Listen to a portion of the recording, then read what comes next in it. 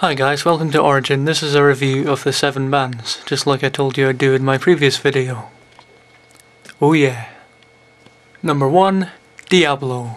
I knew nothing about Diablo going into this gig, so I really didn't know what to expect, but it turned out they were actually really amazing. Like, they had this kind of thrash metal sound, mixed with a bit of, melodic death metal. It was really cool. And the final song just had this kind of synthesizer bit to it, and I actually want to find that song. Don't know what it's called. If any of you are familiar with that song, please let me know, because it was really good. Okay, let's move on to number 2, because I can't really say much about number 1, seeing as I don't know them. Yeah. Number 2 you've probably heard of. Cannibal Corpse. Yep, that's right, I saw Cannibal Corpse live. The band with the most obscene lyrics I've ever heard, although you can't really understand them, it's just kind of a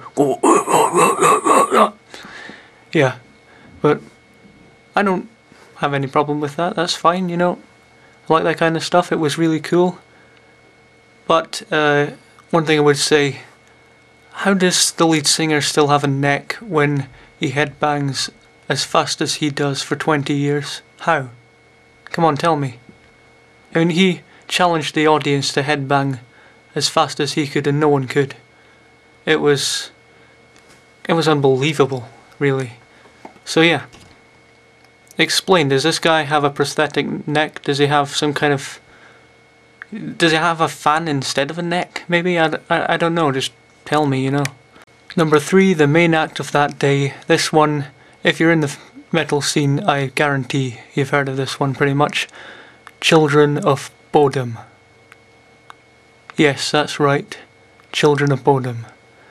Now, for those who don't know, they mix synthesized sounds with this really heavy kind of death metal sound, and it's amazing.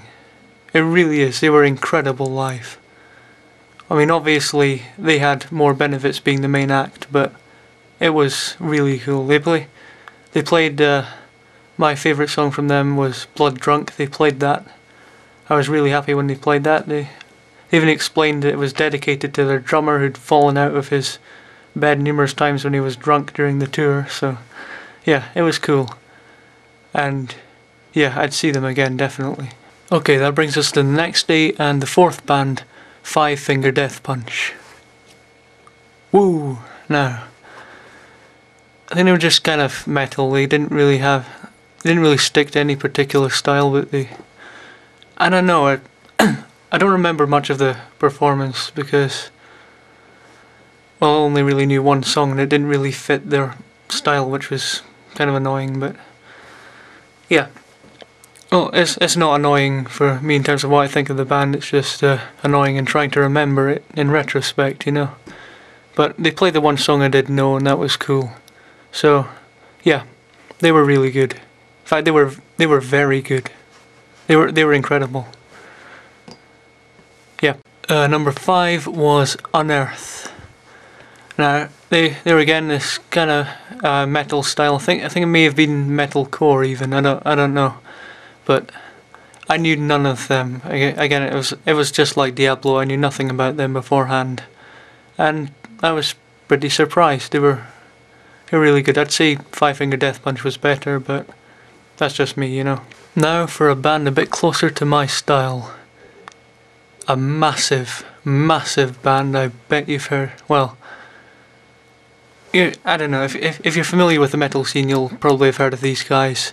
Number 6, Dimmu Borgir. I don't know if that's pronouncing it right, but it's either Borgir or Borgir.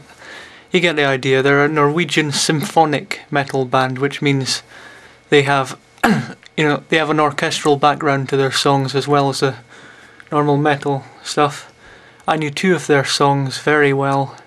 Others I've heard briefly, but the 2 songs I knew very well they actually played first, which was cool. They opened with the song Progenies of the Great Apocalypse, which was one I'd heard years ago, and one I got introduced to quite briefly before the concert, they played that one, and they were incredible live. I mean, you should see what they were, all their makeup and stuff, you know. It was incredible. Yeah, you get the idea. They were good. They were really good. But nothing, and I mean nothing, even came close to number 7. Because these guys, the extent to which they got the audience to participate, I've never seen anything like it since, well, I've never even heard of anything like it since Queen, basically. Lamb of God. Lamb of God, yes, that's right.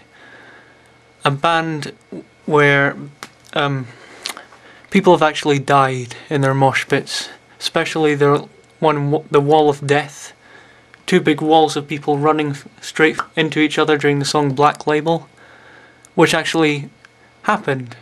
That Wall of Death actually happened at this concert, the very last song. Yeah, it was unbelievable. I mean, with that entire band during the whole time, there wasn't just one mosh pit, there were many. They slowly came into this big one, massive circle pit, and then the Walls of Death. But live, they were just unbeatable so far. Easily the best band I've seen live. And I'm not even a massive fan of their stuff, but it was just wow, you know. I'd recommend seeing them, and I actually regret not being in the Wall of Death. I kind of stood back and let it happen. Ah well, maybe next time, you know. Yeah, okay, so that was a video. It was a lot less formal. I'm just gonna put it up as is, you know. Yeah, bye.